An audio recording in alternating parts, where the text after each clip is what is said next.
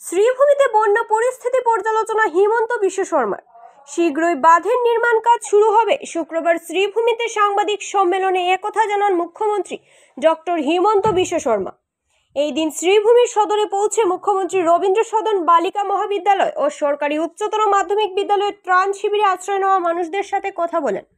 পরে মুখ্যমন্ত্রী শ্রীভূমি জেলা আয়ুক্ত কার্যালয়ের সভাকক্ষে এক পর্যালোচনা সভায় যোগ দেন। পরে এক সাংবাদিক সম্মেলনে মুখ্যমন্ত্রী বলেন, শ্রীভূমি জেলায় বন্যায় ক্ষতিগ্রস্তদের পাশে আছি। আমরা বন্যার ক্ষতিগ্রস্তদের ক্ষতিপূরণ দিতে প্রতিশ্রুতিবদ্ধ। তিনি বলেন, বন্যা পরিস্থিতির স্থায়ী সমাধান খুঁজে বের করতে এবং ক্ষয়ক্ষতি কমাতে আমাদের প্রচেষ্টায় আমরা কোনো ভুল করিনি। এই দিন মুখ্যমন্ত্রীর সঙ্গে 3 মন্ত্রী পীযূষ হাজারিকা, কৃষ্ণেন্দু পাল, কৌশিক রায় ও সাংসদ কৃপানাথ মালহা, 3 বিধায়ক কমলা খোদে, পুরখাইস্ত সিদ্দিক আহমেদ, বিজয় মালাকার সহ অন্যান্যরাও উপস্থিত ছিলেন।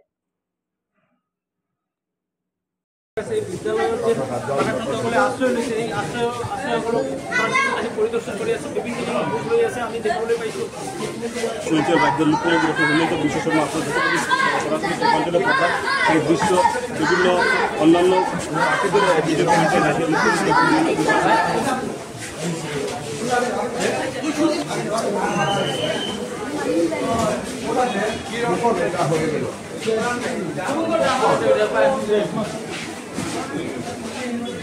এখন কি রকম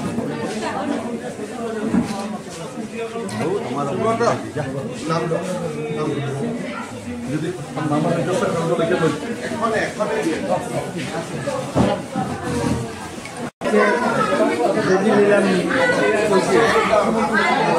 মানবেন্দ্র দে 50,000, বিপ্লবী দাসগুপ্ত 55,000, গুলজার হোসেন 50,000, লাইমস্টোন এক্সপোর্টারের পক্ষ থেকে 2 লক্ষ, শ্রীভূমি ডিস্ট্রিক্ট এক্সপোর্টার অ্যাসোসিয়েশনের পক্ষ থেকে 2 লক্ষ, Sribhumi district fresh food spices এক্সপোর্টারের পক্ষ থেকে 2 লক্ষ।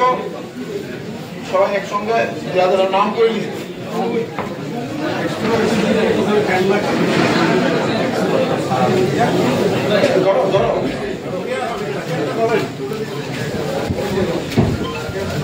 এই মন্ডল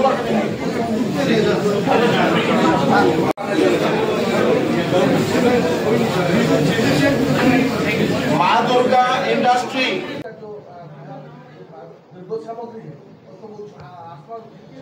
देखिए ये गैमन सेतु अगर हम लोग नहीं बनाता था तो सेतु कोई दिन गिर जाते थे, तो इसीलिए 20 जुलाई तक थोड़ा कष्ट होगा, लेकिन समस्या का समाधान हो जाएगा।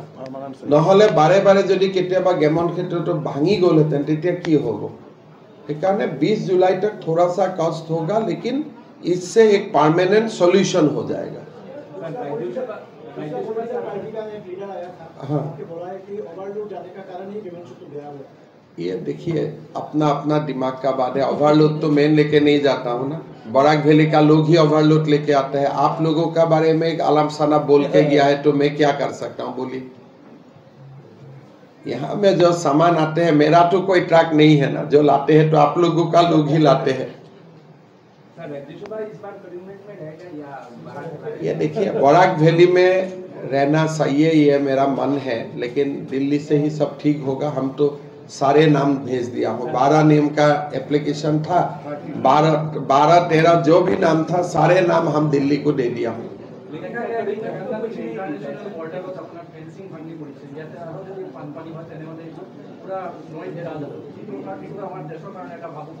ঠিক কৰি দিব। যদি কিবা বানপানীৰ সময়ত প্ৰত্যেক বছৰে কিবা নহয় কিবা ইনফ্ৰাষ্ট্ৰাকচাৰ বেয়া হয়, তাৰ পিছততো আমি বনাই লওঁ, গতিকে এইটো বনি যাব।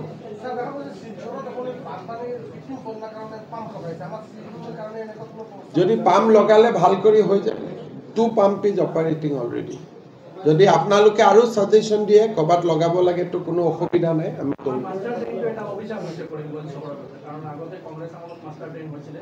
ডাঙৰ ডাঙৰ মানে খাল আছিল, এইটো সৰু সৰু নালা কৰিলে, যাৰ কাৰণে আমাৰ গোটেই চহৰ এইটো পানী দিলে চব ভৰি যায়।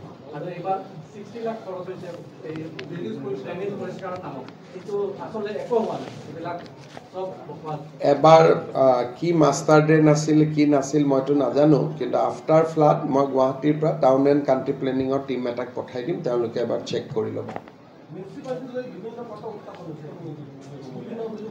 মইতো চিফ মিনিষ্টাৰ হয়, মিউনিচিপালিটিৰ কথা মিউনিচিপালিটিৰ চেয়াৰমেনক সুধিলে হৈ যাব।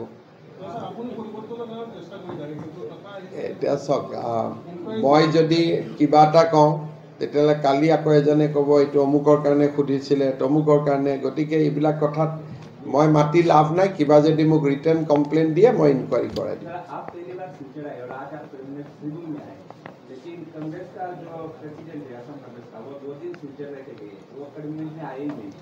उनका आप तो जानते ही उनका फैमिली में 4 लोग हैं, 3 ही फॉरेनर है, तो कम से कम सिलचर आया वही बहुत मान के चलिए, नहीं तो खुद भी कोई दिन चला जाएगा।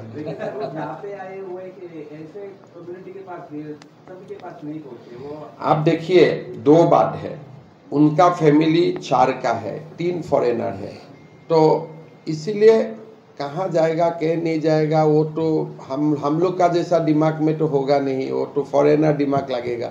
तो इसीलिए वो कहाँ जाएगा कहाँ आएगा मुझको मत पूछिए, उनको ही पूछिए।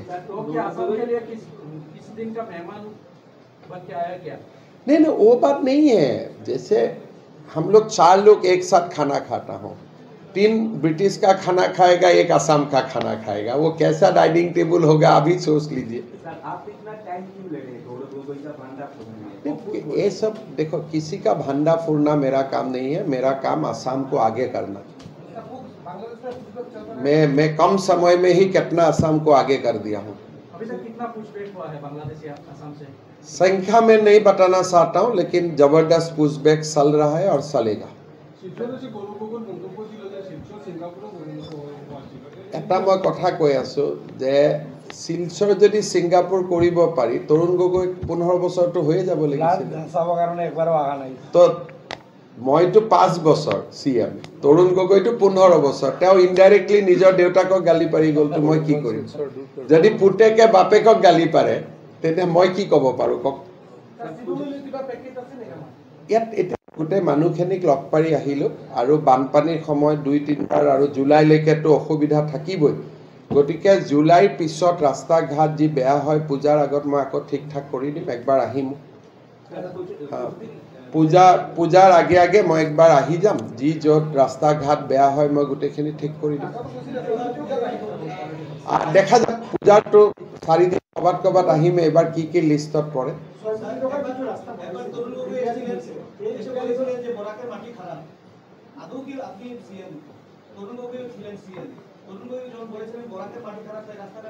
একটাই খালি কক, শিলচৰ কৰিমগঞ্জ কংগ্ৰেছৰ সময়ত আহোঁতে কিমান টাইম লাগিছিল, বিজেপি দিনত কিমান টাইম লাগে? একটা প্ৰশ্নৰ উত্তৰতে চব চেঞ্জ হৈ গ'ল। আগতে শিলচৰ আৰু কৰিমগঞ্জ আহিব কংগ্ৰেছৰ আমুলে কত সময় প্রয়োজন ছিল, আর আজকে কত সময় দরকার? আর এখন শিলচর করিমগঞ্জ 4 লেন হয়ে যাবে।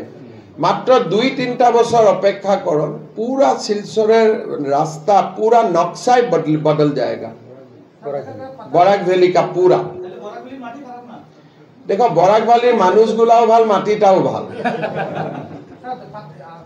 মাটি থেকে মানুষগুলা সবচেয়ে ভালো, তারপরে মাটিটাও ভালো।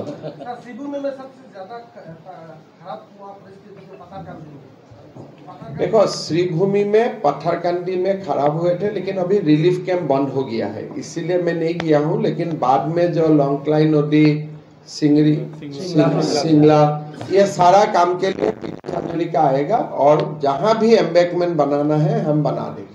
कुछ दिन पहले मैं यूपी में था, तो दूसरे साथ बात था, उन्होंने एक ही बात बोला कि आसाम वालों को तो एक मार्केट से दी जाएगी। तो आप इसको कैसे देखते हो? आप कैसे देखते हो? आपको अच्छा लगा कि नहीं लगा? दूसरे राज्यों के जो बोल रहे हैं आप, वही है, यूपी में मेरा बारे में लोगों ने अच्छा बोला, इससे आपको अच्छा लगा कि नहीं लगा? बस अभी वो यूट्यूब में डाल दो। ঠিক আছে, আমি এইবাৰ মানুহৰ যি ক্ষতি হৈছে লগে লগে লিষ্ট কৰিছোঁ, আমি আপলোড কৰিছোঁ, একাউণ্ট নম্বৰ কেপচাৰ কৰিছোঁ। আমি বানপানী চেজ হোৱাৰ লগে লগে মানুহক আমি ৰিলিফ কৰি দিম, যিখিনি কৰিব পাৰোঁ এজ পাৰ নৰ্ম, যিমান পাৰোঁ আমি সহায় কৰিম। চব মানুহবিলাকেতো একটা কথা কৈছে যে খোৱা বোৱা ৰিলিফৰ কোনো প্ৰব্লেম নাই। কিন্তু মেক্সিমাম মানুহে কৈছে যে তেওঁলোকৰ পানীত বাচন বৰ্তন কাপোৰ কানি সব বেয়া হৈ গৈছে আৰু কাবাৰ ঘৰো ভাঙি গৈছে। গতিকে ডিচিয়ে তাৰ ভাল এছেছমেণ্ট এটা কৰিব। লাষ্ট ইয়াৰো আমি কৰিমগঞ্জ আৰু শ্ৰীভূমি হাইলাকান্দিত ভাল কৰি ৰিহেবিলিটেশ্যন গ্ৰাণ্ট দিছিলোঁ, শিলচৰতো দিছিলোঁ। এইবাৰো আমি সহায় কৰিম মানুহক। 4-5জন পেচেণ্ট আছিলে। মই এতিয়া যিমান পাৰোঁ ডিচিয়ে মোক নাম পঠাই দিব, গধূলিৰ ভিতৰতে বা কালিৰ ভিতৰতে মই যিমান পাৰোঁ হেল্প কৰি দিম। এই বছৰটো বৰাক নদীৰ কোনোটো মথাউৰি এতিয়ালৈকে ভাঙা নাই, যিটো হৈছে অভাৰটপ হৈছে। লংলাই নদীত যিটো মথাউৰি ভাঙিছে তাতে আমাৰ বহুত দিন কাম কৰা হোৱা নাছিলে। এইবাৰ যিহেতু তাত অলপ ব্ৰিজ হৈছে, আমি ভাল কৰি মথাউৰিটো বনালে নেক্সট টাইম ঠিক হৈ যাব। কিন্তু সেইটো মথাউৰিত বহুত দিন কাম হোৱা নাছিলে। আৰু এইবাৰতো বাকীটো বৰাক নদী বান মথাউৰিত অভাৰটপ কৰি পানী সোমাইছে, কিন্তু এতিয়ালৈকে মথাউৰি ভগা নাই। কিন্তু এটাতো ফাৰ্ষ্ট ৱেভ, মনে হয় কি আৰু 2-3টাটো ৱেভ আসছেই। তো যতদূর পারি আমি চেষ্টা করব কাজগুলা করার জন্য। নাই, শ্রীভূমি জেলাতে দুই জায়গায় মাথাউরি ব্রিজ হয়েছে, এন্ড 2টারে লিস্ট আমার সঙ্গে আছে। কিন্তু এই লংলাই নদীতে একটা লংলাই নদী, একটা সিংলা।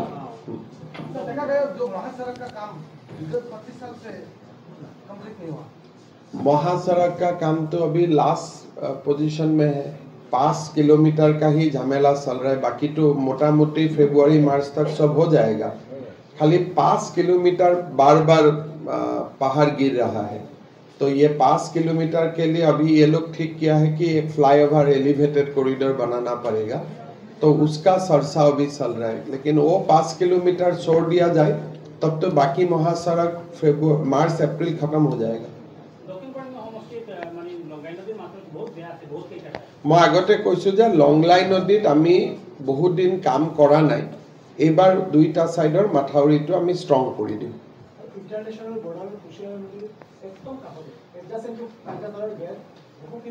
हेतु हल रिभार साइड। रिभार साइडतो पानीটো যেতিয়া হয়, रिभार साइडर মানুহ এফেক্ট হয়। যেতিয়া মই এটা লক পাই আহিছো, সো रिभार साइडर মানুহ কিছু এফেক্ট হৈছে, কেম্পটো মই লক পাইছো। কিন্তু তাত আমাৰো কৰিবলগীয়া একো নাই, কিহৰ কাৰণে 0 পইণ্টৰ আগত গৈতো আমি মথাউৰি বনাব নোৱাৰো।